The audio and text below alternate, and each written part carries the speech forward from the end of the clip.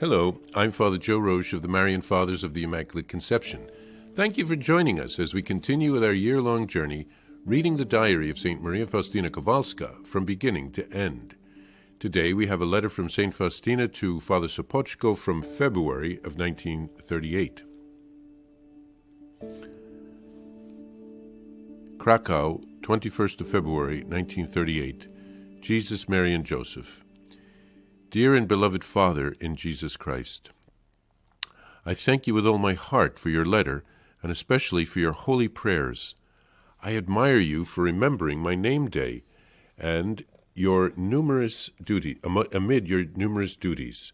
Your letter has brought me much joy. And now, dear Father, I would like to write about what the Lord gave me to understand as regards this whole matter, although in your letter you barely touch upon this subject. Yet I understand the general drift of your comments concerning this feast and the new congregation. I don't have a shadow of a doubt. It is the explicit will of God. Through us, God initiated his work, and it is not for us to know who will complete it, but we should do what is in our power and nothing more. God gave me to know that he is pleased with what has already been done. Immersed in prayer and close to God, I experienced profound peace in my soul concerning this whole work. The difficulties and troubles associated with this work are only a trial, and we must accept them as a trial, but never as if these difficulties were a proof that this work is not pleasing to God.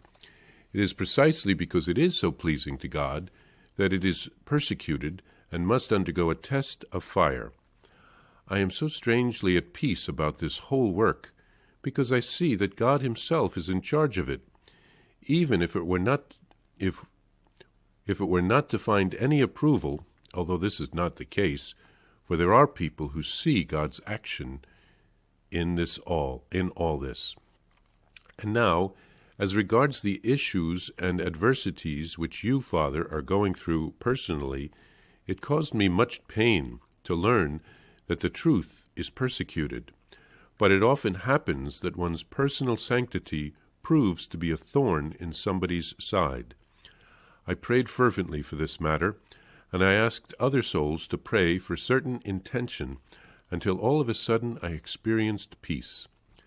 Father, you will not lose anything because of it. Sometimes, by taking a certain thing away from us, God is preparing something better that will give him greater glory. When I was close to God, I commended these things to him. The Lord told me, "Be at peace. I will give him nothing that is beyond his strength. He will be victorious through patience. It is within my power to change opposed hearts." I remain strangely calm in all of this, for I know that God's goodness will turn everything into his greater glory. I always pray for your intentions, Father, but I have redoubled my prayers in my heart. As regards these holy cards, the situation is not so bad. People have started buying them, and many a soul has already obtained God's grace, which flows from this source. As with everything else, it goes slowly. These pictures are not as nice as the large painted image. They are being purchased by those who are attracted by God's grace, and it is God himself who acts here. Our congregation has already purchased enough of them. Mother Irena distributes these holy cards and booklets. We have even decided to hand them out at the gate. Mother Irena gave as many as 50 booklets to one of the Jesuit fathers who goes on missions all over Poland. But for some reason, Mother cannot distribute them to the sisters and children staying in our own house where I live, whereas in other houses the sisters do have them. At the moment, I myself am the main obstacle here.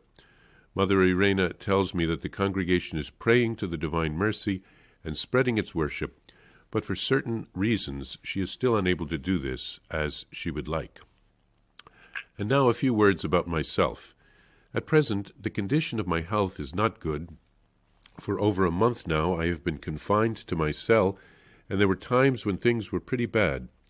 Right now I am feeling a little better, but I still have to remain in my cell. When I was feeling so bad, I asked the Lord whether it was already the end, because I wanted so much to be united with him. The Lord answered me, My will has not yet been fully accomplished in you. You will still remain on earth, but not for long. Thus the Lord does not want to tell me precisely.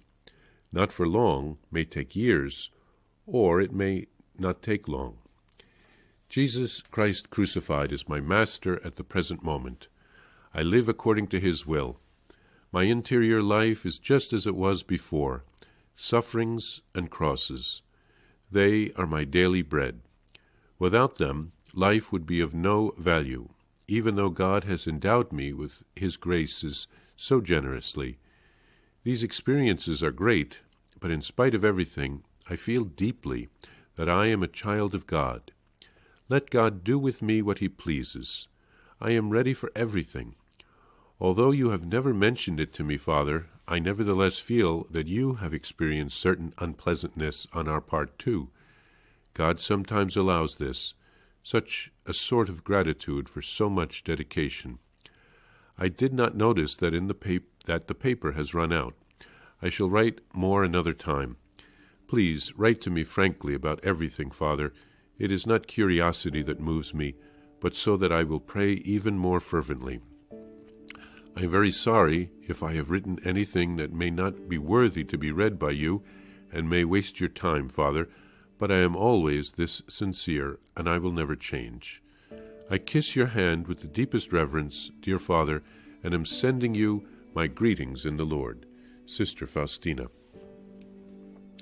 Here St. Faustina thanks Father Sopoćko for a letter which, unfortunately, has been lost.